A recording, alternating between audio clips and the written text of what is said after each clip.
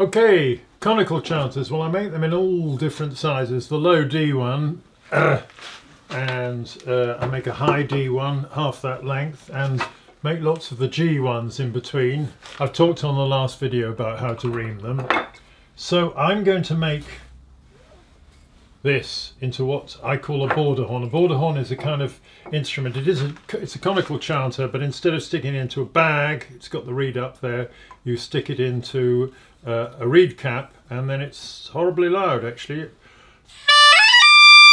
So that's what I'm going to make, and this is the one that you saw on the previous video, me reaming, and I've since dribbled some super glue, some very thin super glue down the side to seal the ball entirely. And just to make it more complicated, I've decided to put a mount on the bottom, this bulbous bit at the bottom, which doesn't have any acoustic effect.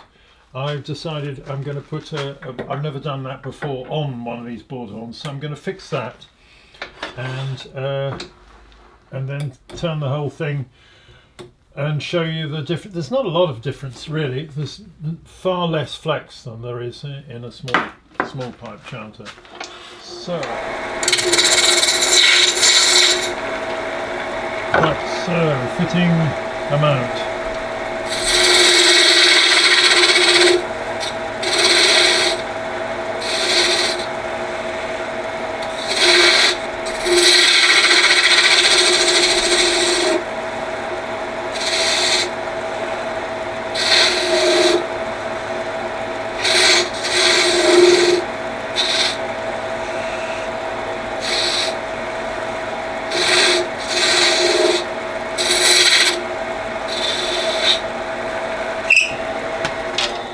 Coming on. Now I'm going to glue this on with super glue, and because we don't have a tea break coming, I'm going to show you a way you can speed up the operation. So I mount the mount there,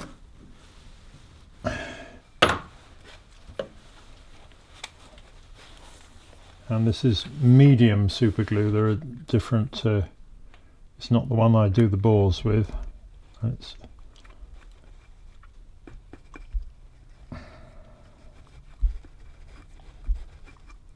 get some glue around there.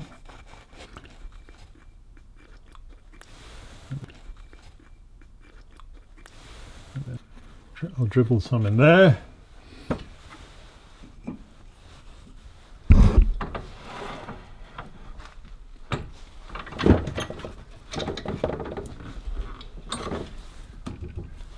Right, so normally one would go and take a tea break now, but we don't have time for a tea break, so I'm going to use something called Zip Kicker, which accelerates this chemically.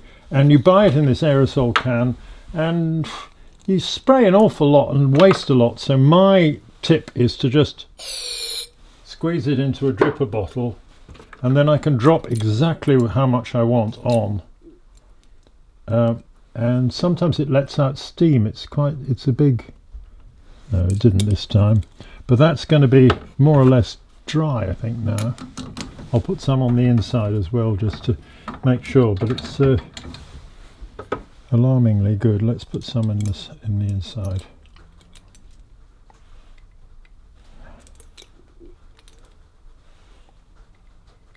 No steam today. Well, there you go. Right, so that's more or less ready for turning. We'll give it a minute just in case. But right, so I'm just going to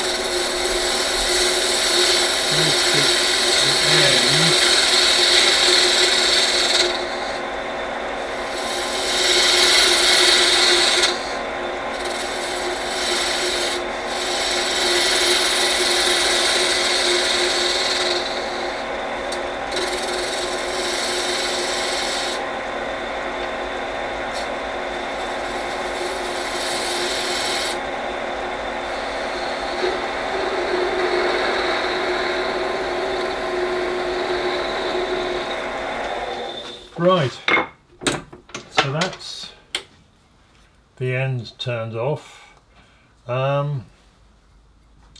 So So the next thing is to get it to the right length, and as you can see, I've done another of my gauges, and there's quite a lot to come off this one.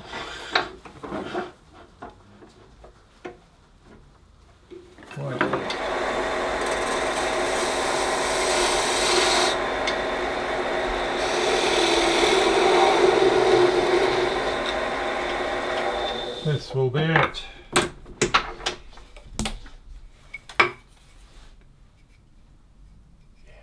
I'm going to